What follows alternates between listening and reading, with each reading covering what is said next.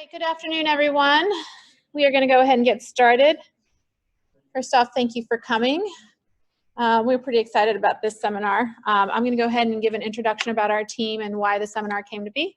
And we'll go over a little bit about the agenda of today, and then we'll go ahead and get started with our speakers. So to begin, welcome, like I said, and I just want to thank our speakers, our funding agencies, Gulf of Mexico Research Initiative, NOAA, and obviously the Pensacola Library for letting us borrow their space.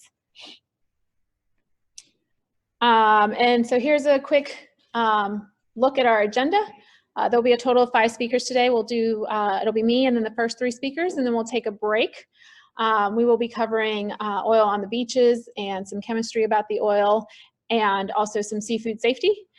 Then we'll take a break. Then we'll come back and we'll have our speakers speak about the impacts of oil on dolphins and sea turtles. And then at the end, we're going to have a question and answer panel. So I ask that you all hold your questions for each speaker until the question and answer panel. So each speaker is going to speak about 20 minutes and then have a seat, and we'll go through all the speakers, and then they'll all come up front, and we can have a round of questions at the end of the seminar. And then we'll wrap up and ask you guys to fill out some evaluations for us, and then we'll be adjourned for the day. So a little bit of background about our oil spill science outreach team. We are a collaboration between the Gulf of Mexico Research Initiative and Sea Grant. So initially, when the BP oil spill happened, BP gave $500 million non-penalty funds to the Gulf of Mexico Research Initiative for 10 years. The funding was supposed to last across 10 years. And in the first few years of the Gulf of Mexico Research Initiative, there was lots of science coming out, lots of publications coming out. However, they needed a way to get it to their target audiences, basically peoples whose lives depended on a healthy Gulf of Mexico. And so they looked to Sea Grant, who already had a trusted and embedded relationship with those in their community. We have Sea Grant agents. Well, in Florida, we have Sea Grant agents on almost all our coastal counties. We have Rick O'Connor and Chris Verlindy, who are up here in the Panhandle for Florida Sea Grant. And so they already knew that those folks were trusted within their communities, and these folks could be the ones to get the information out to those that wanted the information without having to go read a science publication and looking up the information for themselves. So they hired us. We are a group of 5 right now.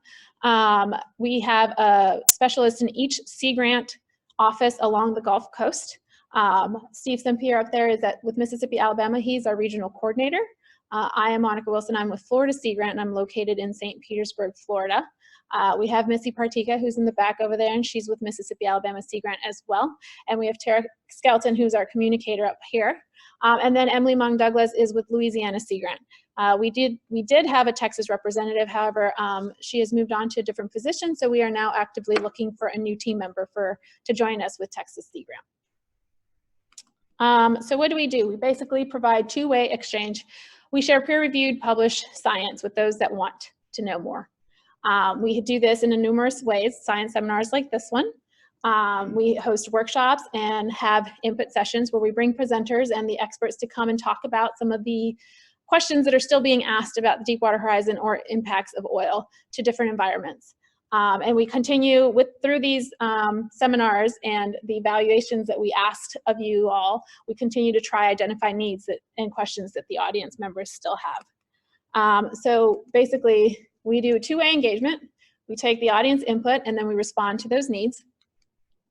And we either look through peer-reviewed journals to provide answers to that and government reports. We sift through those. And once we're done, we either produce the publications, which they are all in the back table over there, all 31 publications that we have published on different oil spill topics are all located there, so feel free to take some. They're all for our target audiences, so please take them. Or again, we do seminars and bring the information to the people who want to know more.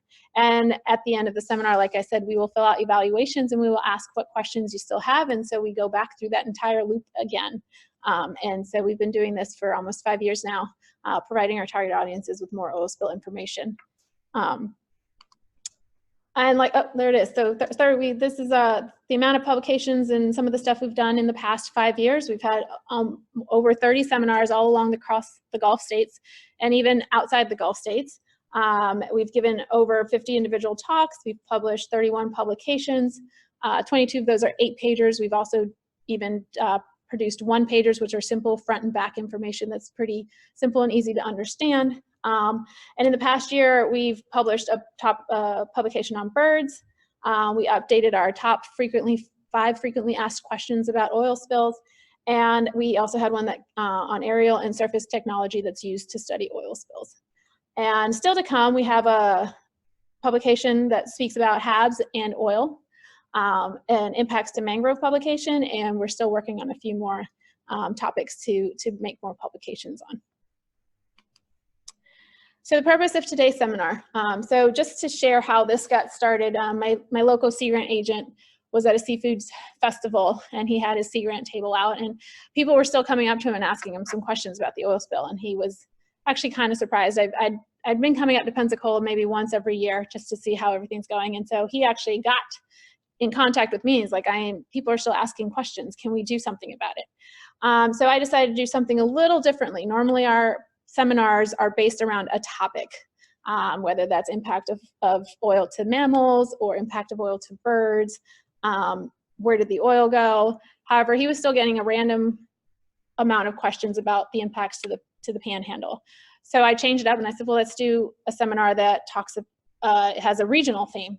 And so I try to come up with a group of folks that have done and studied the impacts of oil in the area to come and make it more localized and to the community. So that's how this seminar got started. So the goals of our seminar are to share more science and information about the impacts of the oil to the Florida Panhandle, and then just to network, communicate, make some partnerships, and just to have fun. So on that note, I'm going to go ahead and get started.